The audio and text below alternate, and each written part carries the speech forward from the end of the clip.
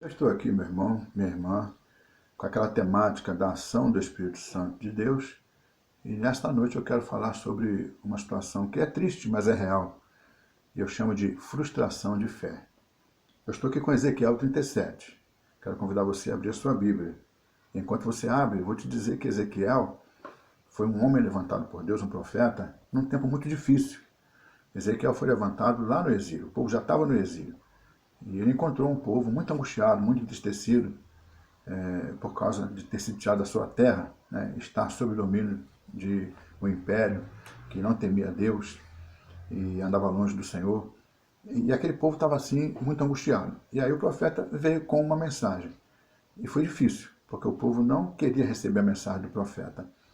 Então a gente vai ver aqui a razão daquilo era justamente uma frustração de fé que aquele povo viveu. Ezequiel 37. Nós vamos falar com Deus. Pai de amor, estamos diante de Ti, da Tua palavra, e rogamos que Tu ilumines o entendimento do Teu povo e que todos possam ser abençoados no mover do Teu Espírito Santo, em nome de Jesus. Amém. Primeira coisa que eu quero dizer para você é que o Ezequiel, ele prosperou, mas ele prosperou porque o Espírito do Senhor estava sobre ele. Hoje eu e você estamos aqui porque o Espírito do Senhor está sobre nós. Nós temos realizado a obra porque o Espírito de Deus está sobre nós. E nós vamos prosperando, porque Ele está em nosso coração e nos conduz. O texto aqui diz assim: Veio sobre mim a mão do Senhor, Ele me levou pelo Espírito do Senhor e me deixou no meio de um vale que estava cheio de ossos. O Espírito do Senhor levou Ezequiel a um vale cheio de ossos. E me fez andar ao redor deles, ao redor dos ossos. Eram muito numerosos na superfície do vale e estavam sequíssimos. Que visão terrível o Espírito do Senhor dá a Ezequiel. Um vale de morte. E era osso para todo lado. E ossos sequíssimos. A situação era realmente muito triste, muito angustiante. Mas por que o Espírito do Senhor levou Ezequiel e lhe mostrou aquilo? Porque, na verdade, meu irmão e minha irmã, o que o Espírito do Senhor estava mostrando a Ezequiel é que era aquela a realidade do povo de Deus. No versículo 11, é Deus quem fala, né? É o Espírito que fala, filho do homem, estes ossos são toda a casa de Israel. E depois, né, o texto diz, eis que dizem, a casa de Israel diz, os nossos ossos se secaram, pereceu a nossa esperança, estamos de todos exterminados. Esse era um sentimento que havia no coração daquele povo. Por isso, a mensagem que Ezequiel trazia não era bem recebida. O povo estava de coração endurecido. E aí, Deus mostra aquela realidade a Ezequiel, porque a missão que ele tinha não ia ser fácil, e ele tinha que estar preparado para isso. Aí vem a segunda coisa. No primeiro momento, o Espírito mostra a Ezequiel aquela dura realidade. A segunda coisa, diz o versículo 3, então me perguntou, o Espírito perguntou a Ezequiel, filho do homem, acaso poderão reviver estes ossos? Que situação? O servo do Senhor, né, é levado a uma situação de morte total, e agora o Senhor, que o levou ali, vem perguntar a ele se há condição de haver uma solução naquele problema. Diz o texto, respondi, Ezequiel falando, Senhor Deus, tu o sabes. O profeta não vê nele condição de resolver aquilo e nem de dar uma solução para aquela situação. Nesse momento, meu irmão e minha irmã, está acontecendo um confronto para com o próprio Ezequiel. Se o povo estava naquela situação, e às vezes Ezequiel se sentia entristecido, talvez aborrecido, talvez frustrado, porque o povo não recebia a sua mensagem, Ezequiel também era um ser humano, conforme eles eram, e que poderia passar pela mesma situação.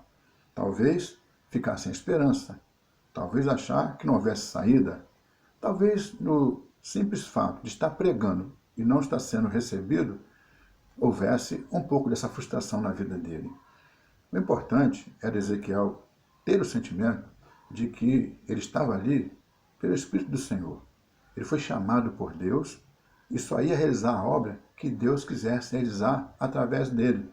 Lá no capítulo 2 desse livro, quando Ezequiel cai por terra ao ver a glória do Senhor, no final do capítulo 1 ele vê a glória do Senhor, cai por terra, e a voz que falava com ele manda que ele fique em pé. E diz o texto lá no capítulo 2 que aquela voz, né, entrou nele, o Espírito que falava com ele e o colocou em pé. Até no chamado que ele recebeu, ele, para se colocar em pé e receber aquele chamado, teve que haver essa ação do Espírito Santo. E não só no chamado, mas em toda a sua carreira de profeta do Senhor.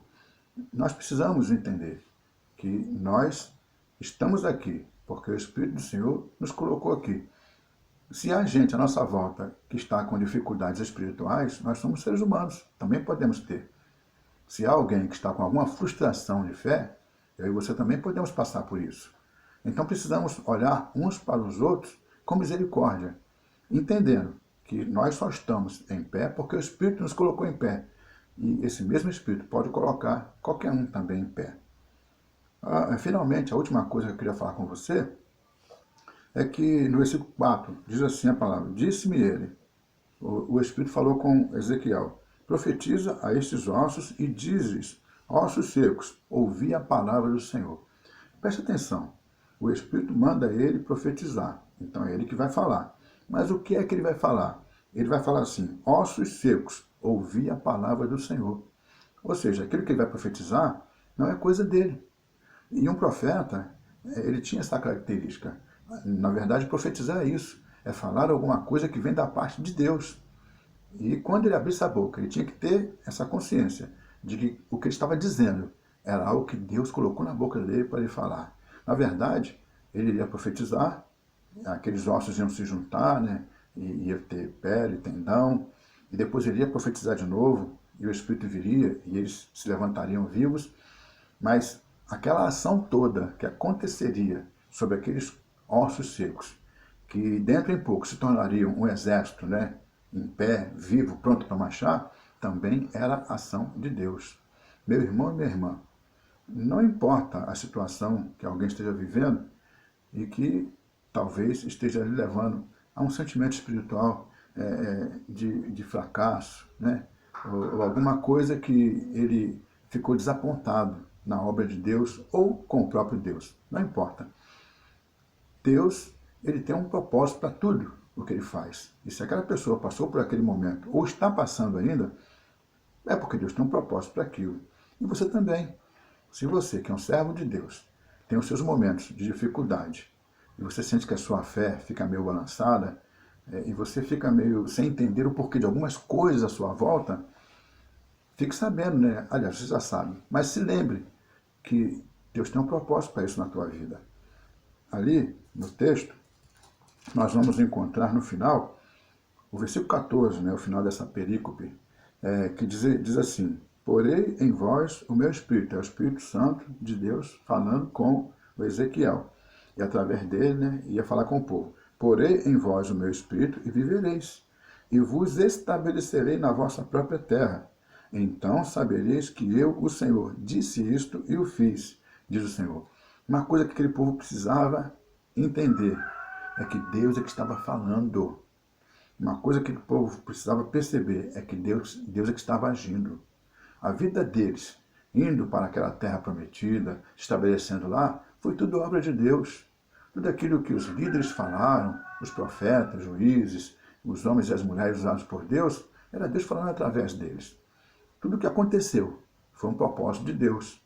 Eles precisavam aprender a ouvir Deus falando através daquelas pessoas. Eles precisavam aprender a ver Deus agindo através daquelas situações. Situações, às vezes, boas, agradáveis, palavras boas e agradáveis, que eles iriam ouvir, iriam ver, iriam ficar contentes. Mas situações também tristes, situações difíceis, até de sofrimento.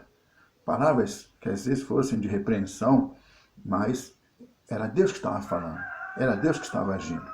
E para tudo na vida do ser humano, há um propósito de Deus. Por isso, neste momento, a palavra que eu trago para você é que, se houver momentos de frustração de fé, você precisa estar preparado, porque nem tudo que você pedir vai acontecer da maneira como você pediu. Nem tudo que você quer vai se realizar. E as situações à sua volta nem sempre serão da maneira como você gostaria que fosse. Mas em tudo, Deus tem um propósito. E se o Espírito do Senhor está sobre você, ele vai te mostrar o propósito de Deus. E no final, a palavra de Deus vai ser palavra de vida. E você vai perceber que foi Deus quem falou e que foi Deus quem agiu. Que Deus te abençoe, em nome de Jesus.